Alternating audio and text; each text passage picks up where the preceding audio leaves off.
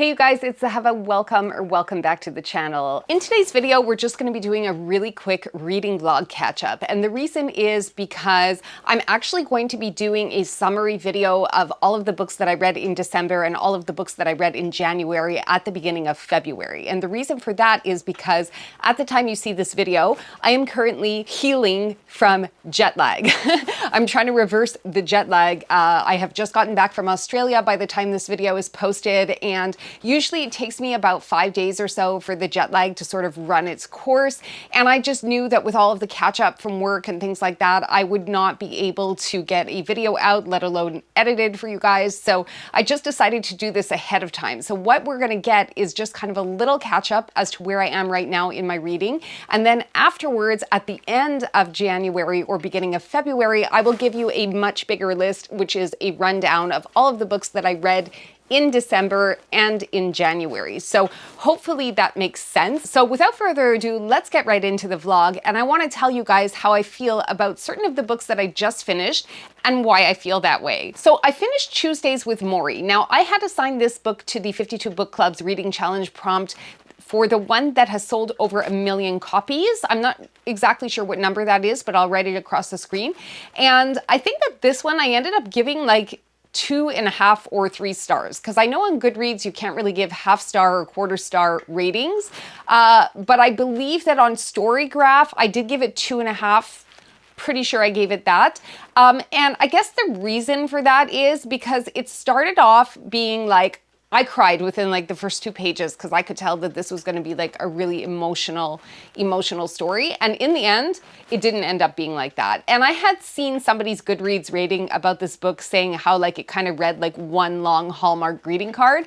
And I'm agreeing with that. I'm agreeing with that. It's not to devalue the experience of Mitch or Maury or anything like that, but I don't know. I don't know if this book deserves all of the hype that it's been getting. And at least for me, I didn't resonate with it this much. I picked it up because it was one of the shorter books, and I had just finished reading Priory of the Orange Tree, which I have next to me, and we're going to talk about that in a little bit, but I was not a fan of Priory of the Orange Tree.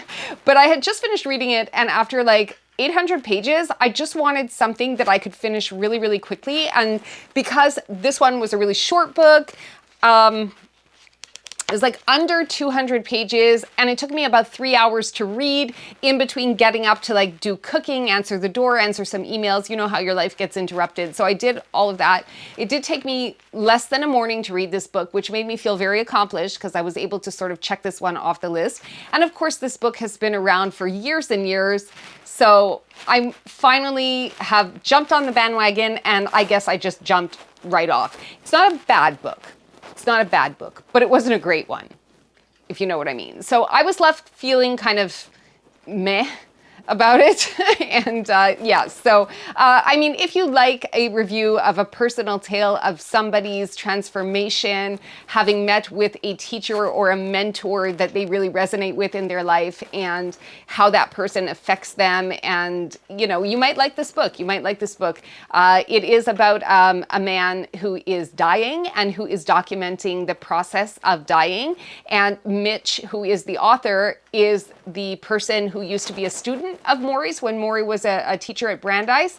And he kind of just like has these meetings every Tuesday with him, and they discuss life. And I guess that I was hoping for something deeper. Like it felt very shallow to me. However the topic is, it felt kind of like a shallow exploration of the topic. It was just kind of skimming the surface. So I don't know. For me, it was kind of meh. Let me know if you feel this way about Tuesdays with Maury. Maybe I'm the only one on the planet. I don't know, so we'll see.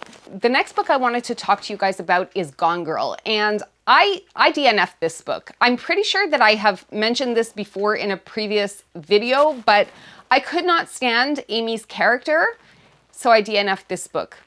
I don't want to talk about it any more than that, so I'm sorry. I also finished reading, this was not a physical book, this was on Audible. So I also finished reading The Unmaking of June Farrow. I have feelings about this book. And the reason that I wanted to get on the vlog and talk with you guys today is because I actually just finished that book this morning, and I really wanted to give you guys my real life IRL reaction to it, because I feel like it had all the potential to be a 5-star read for me, if not for the freaking mathematics and time jumping and mental gymnastics that I had to go through to understand the logic of the timelines. And I feel like I didn't really get that until the end, when I was able to sort of marry what the author was saying to the video that I had suggested to you guys a couple of videos before, or maybe even in the last video, where I had to actually watch a YouTube walkthrough from another YouTube creator to explain the timelines in that novel. So I guess that even as somebody who really appreciates and really likes I won't spend too much more time talking about the unmaking of June Farrell. Only because I think I spoke about it a little bit another video ago. But I will say that I appreciated having watched that video that other YouTuber creator, whose name I can't remember, put out. Because without that video, I don't think I would have understood the timeline as much as I did. And even at the end of the book, I'm not really sure that I was able to make sense out of everything that had happened. So for me, it was a challenging read. And I think that that's why I ended up rating it like a 3-star or a 3.5 star, because it could have been, it had so much potential to be a 5-star read. But for me, I don't know. For me, it was just like the timeline was so essential to the plot point of it. Maybe it just kind of missed its mark with me. There were things that the way that the author presented the time travel story in The Unmaking of June Farrell that just didn't sit well with me, or maybe it was just the way the author explained it, like the language that she was using, which didn't make sense in my head, because I was looking for something more concrete to explain it, and I didn't feel that I got that explanation. So I think what I may have to do is I may have to go back and rewatch that video that takes me through the walkthrough of the timelines, because I think that at some point near the end of the video, it kind of made sense to me how in the separating timelines of the story, like let's say it was rope that was unraveling, I guess I couldn't really understand how the timelines unraveled and then wove back together. I don't know. The Unmaking of June Farrell was challenging for me. I don't know why that is. I like to consider myself a smart person, but maybe that's not true. I don't know. There's something that bothers me about it. Can't quite put my finger on it, but I will say that I listened to the audio version of that book, and the narrator did a fantastic job. Let me know what you guys think, but maybe some of my confusion was due to the fact that I listened to it on audio, but nearing the end, I actually had to like speed it up, because I already knew how the story was going to end, having watched the previous like explanation video. And I don't know, I just like, I wanted to speed it up and get it over with, basically. All right, so that was the Audible book that I listened to this month. And then lastly, I want to talk about Priory of the Orange Tree. I finished this chonker. I wanted to start ahead of time for the 52 Book Club book challenge, which I don't even know, you guys. Like, I know I just released a video about this 2 weeks ago or 2 videos ago, but I don't even know. I don't even know if I want to stick with it, or at least not with it in order, or how devoutly or how loosely I want to stick with that challenge, because I'm realizing that there's a lot of Stephen King on that challenge, and I don't think I want to read that much Stephen King this year. So I may have to revise it or jettison some of the categories. So I will keep you posted on how I'm emotionally dealing with my commitment to this challenge, because there's like other books I want to read that I'm excited to read, and I want to read despite having committed myself to a challenge. So we will see how I do with that. But firstly, Priory of the Orange Tree, 2-star read for me, 2 stars. I wanted to like this book so much. It has gotten such great reviews after having spent days, days reading this book and plowing my way through it, waiting for some sort of amazing punch to happen. It didn't happen for me. I found that I didn't care about the characters. I felt that it was kind of plot driven and contrived. I felt that, you know, without giving too much away, there were certain characters that I just couldn't see the usefulness. Like there was this Dr. Ruse, okay? I just didn't see how he was useful. Like, what was the point of having him in the story? You know, and aside from being a very sort of, I get light romance, light LGBTQ plus romance, there were a couple of queer romances in this book. I'm not really sure what was happening here. I'm not really sure what was happening. I felt like a lot of this book was forced. It didn't feel natural to me. So I don't know, it didn't feel like the execution was natural to me. Like, I wanted to see dragon riders. I wanted to see people developing and forging relationships with dragons. I mean, for me, a dragon is not gonna let a scale be pulled out of it and just sit meekly by and do nothing. I don't know. This book was just like not doing it for me. It was not doing it for me. It was not giving me anything that I thought I wanted. I didn't feel that there was a lot of action happening and a lot of dialogue, but very little in terms of atmosphere. So anyway, I don't know why. I can't quite put my finger on it. I thought that I was going to read the prequel to this book. I almost like went ahead and bought it, and I'm so glad that I didn't, because I doubt very much if I'm going to be reading any more Samantha Shannon in my life. Yeah, I'm really disappointed with this one. I'm just not happy about it. It's a no from me. Moving on. The reason I mentioned the 52 Book Club Challenge is because I feel now like I've committed myself to something, not in a good way, but in a bad way. Like, you know, when you say, oh, I'm gonna do this, and then it's like, I feel like now I'm getting married for a third time. I don't want to do that. I like to sort of fly by the seat of my pants and give in to whatever emotions I have for reading. So as I said, I don't know how well I'm going to stick to that challenge. And there are some books that I've read and that I forced myself to read, such as Priory of the Orange Tree and Tuesdays with Morrie, which responded to a couple of the challenge prompts. So I'm feeling like I can move on to something that isn't challenge related, even though there's a lot of books that I am going to read and do want to read that happen to correspond to some of those challenge prompts. But for the time being, I wanted to show you this. Now, I had shown you guys in a previous video that I had picked up the 3 books in this series from a Black Friday sale. So the book came in and I couldn't wait. I wanted to start it. Plus also, if I didn't like it, I had 30 days to return them to Amazon. So I wanted to make sure that I liked the story so far. And I'm happy to say that so far, mind you, that I'm only 60 pages in or so, it seems to be playing out really well for me. I love the atmospheric world building. I love the slow pace of it. I love that the author is taking time to really paint a beautiful picture of what is going on, and that there's really good pacing, and it's very Robin Hobb-esque, okay? Which I am super thrilled about if you know me at all, because I gush about Hobb, you know this, and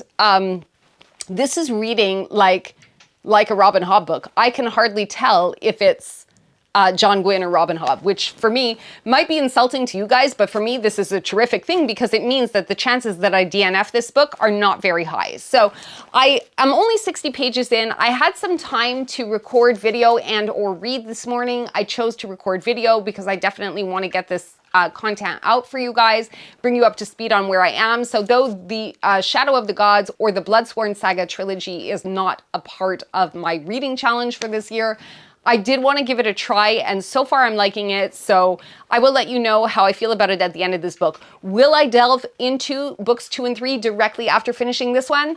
It's too soon to tell. I'm hoping not, because the only thing I was really hoping to accomplish by reading this book ahead of the 52 Book Club Challenge schedule is that I wanted to make sure I didn't have to return the series to Amazon. So far, it doesn't look like that's going to have to happen, so I may just give this one a break after finishing it, go back to the book challenge, and try and check off as many books from that list as possible. And of course, there are still some categories such as the prequel and the poetry one. There are certain categories that I'm just not going to do, and certain categories that I haven't found a book to fit into that category yet. So that's where I am with this one. The next one that I was going to read is Earth Abides. And this one was going to be part of the challenge also, but the reason that I didn't start this one is because I want to annotate it. This is a book that I'm really feeling because it's science fiction.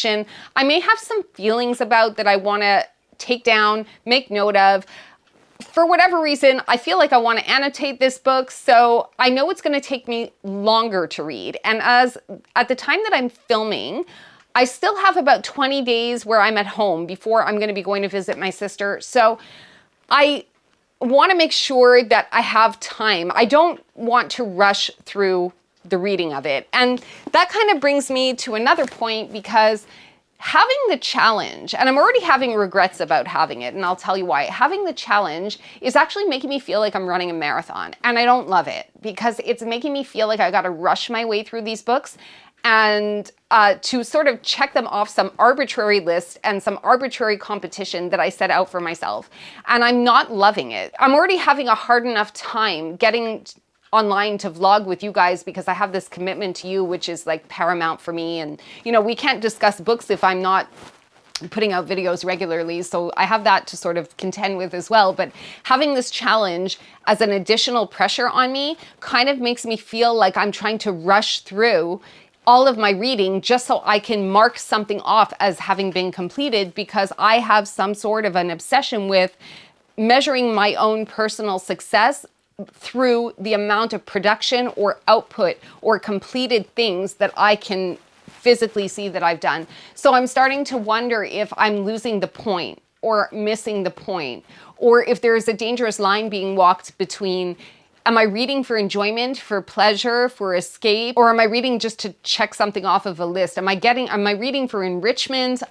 You know, there's so many questions, and having a challenge is kind of making me want to give up on it, because then I feel like I have this pressure to finish a book really quickly. And then if I have to, you know, to the detriment of everything else all around me, like I will spend hours in a day reading a book and ignore my family. And God forbid my family should see me with like this much left in the book at the end. If they talk to me, I'm so mean to them. I'm so mean to them. Like I snap at people when I'm like this close to finishing a book. So I don't know.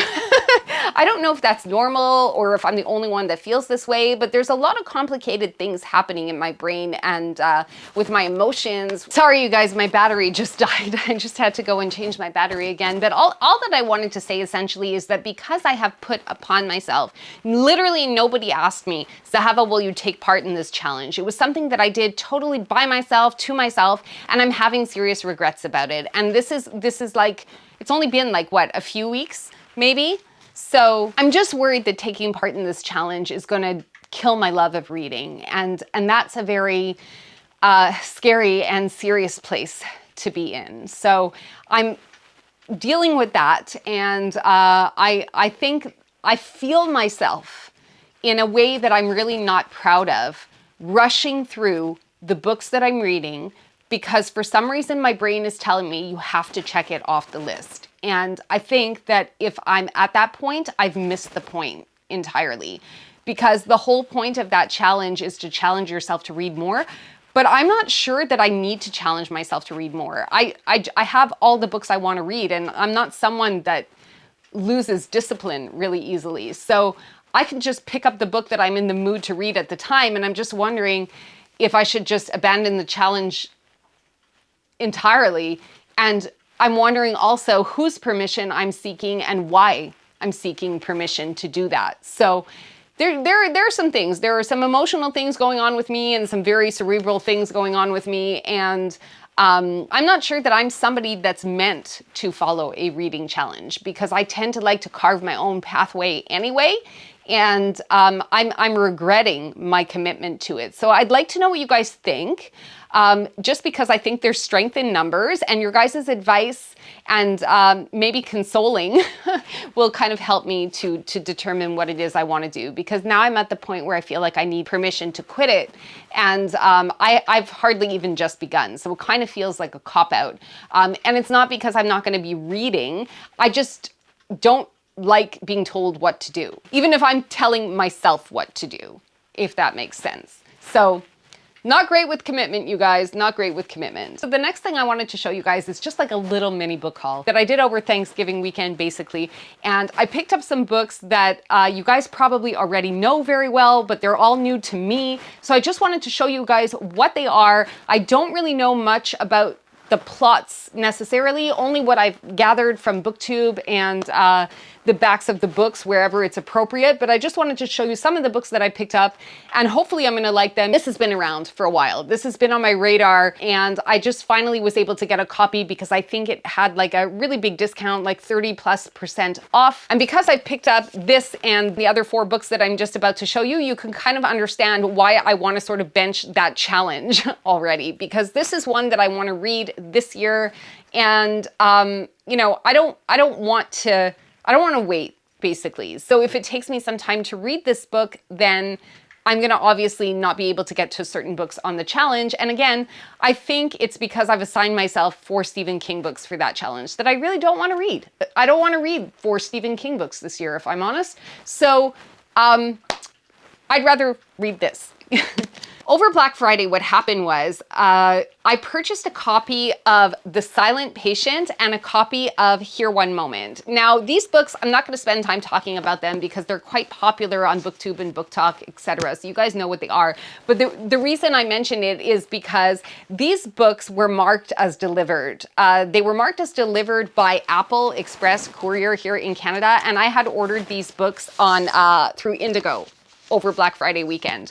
And they had sent me a picture as like a proof of delivery saying that they had delivered the books, except the picture of my door didn't have a book box in front of it whatsoever. They sent a picture of the package itself, but not the package. They sent 2 pictures. They sent a picture of the package itself and a picture of my door.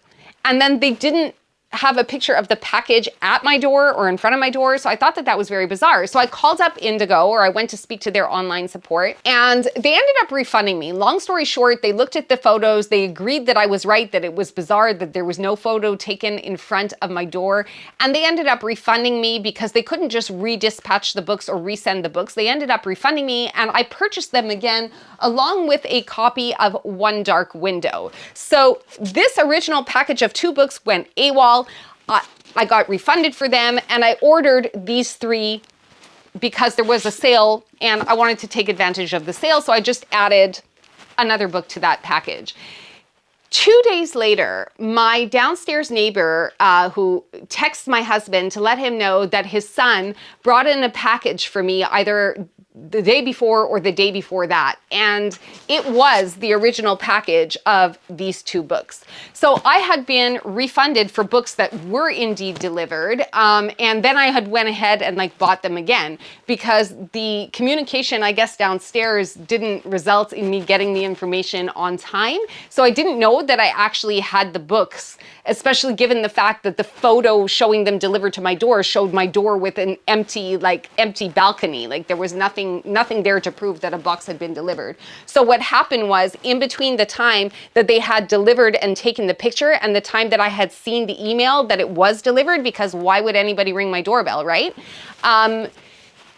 My neighbor's son had come home and he saw the package, and assuming that I wasn't there because the package was lying outside, took it into his house to hold for me. Which, if you guys don't know, I live in a duplex, right? So our doors, there's like not even half a foot of distance between our 2 front entryways. So if you guys are unfamiliar with what a duplex is, I guess the best way to see it is to like Google it. But basically it's like we're not neighbors living on 2 separate plots of land. We're living in like this, the width of my hand is basically the separation between our 2 doorsteps, right? So now I have 2 copies of The Silent Patient and 2 copies of Here One Moment. Basically, I have to go to the bookstore today after we film this video and return them, which I kind of feel bad about because I was already refunded for them once, but I know that if I go to the bookstore, they're gonna say to me, do you want a credit or do you want it to go back to your MasterCard?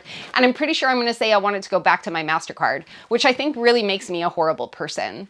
But at the time, I truly believed that the books weren't delivered. So maybe what I'll end up doing is I'll end up just leaving the money with the company because my conscience tells me that I don't want to be stealing. And I feel like if I took a refund of the books and put it on my MasterCard, that would be like stealing. And I don't want to steal. So I'm probably going to go ahead and just either take a store credit on a gift card if I'm not ready to buy something now, which I really shouldn't be because I have like over 60 books on my TBR cart.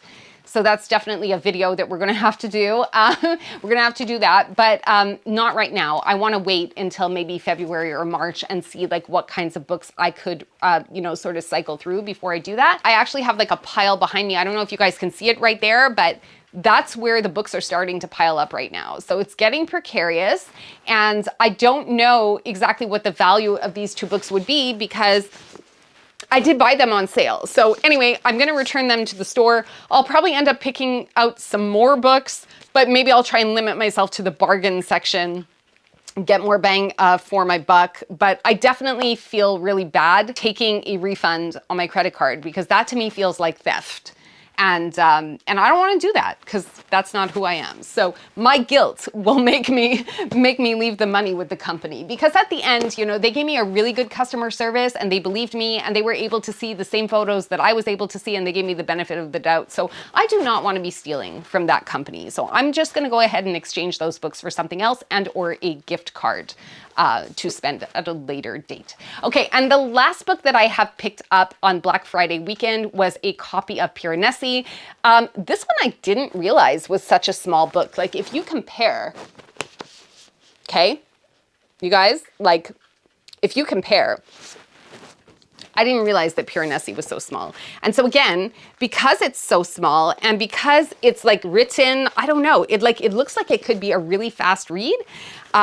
It is, I want to see the page count. I'm just looking down to the page count. So it's like under 250 pages. And I really feel like the more books that I can get off my TBR cart, the more accomplished I'm going to feel. So I'm actually going to be doing, I think, a video shortly. I don't know when it's going to come out, but I had planned to do a video on the shortest books that I have. So stay tuned for that one because that's going to be coming up. We're going to be looking at the shortest books that I have on my TBR cart to read, but I want to wait until I get back from the bookstore today because maybe I will be adding some books to that video based on what I exchanged the 2 books that I need to exchange for. If that makes sense. But I might be getting some more like small books. So we will see how I do with that. But yeah, Piranesi is the last one. So that's going to bring us to the end of the video today, you guys. I hope that everything wasn't too squirrely, that I lost you. If you like this kind of content, please consider subscribing to the channel, leaving a comment down below, and let me know what you think about the messiness going on in my brain. And as always, if you've made it to the end of the video, I always ask you guys some questions. So my questions for today's video are going to be, do you guys feel that reading challenges kind of take the enjoyment of reading away from you? Do you feel like you're at a race to the finish line? Do you feel that you don't have any choice anymore? Do you feel any restriction? Or anything that I have discussed today with you guys that I'm struggling with. If you do feel that, please let me know in the comments. Let me know what you think I should do or the struggles that you guys are going through. And I always look forward to reading your comments. I encourage you to share with me however you feel comfortable. And I was thinking about it today that this channel is actually still small enough that if you leave a comment, I'm gonna respond to you. I'm gonna respond. I really enjoy reading them. And with a small channel, I can still accomplish that. So thanks again for being here, everyone. I'm going to sign off now, and I will see you again in the next one. Ciao for now.